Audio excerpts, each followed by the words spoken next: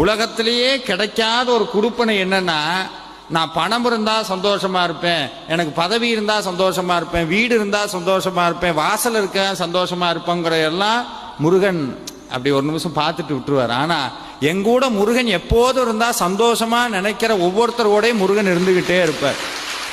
அதனால தான் இன்னைக்கு உங்கள் கூட எல்லாம் முருகன் இருக்கணும்னு நீங்கள் வேணா எழுதி வேணா வச்சுக்கலாம். யாராவது பிரசன்னம் பார்க்குறீங்கன்னா பாருங்கள், ஒரு உண்மை புரியும்.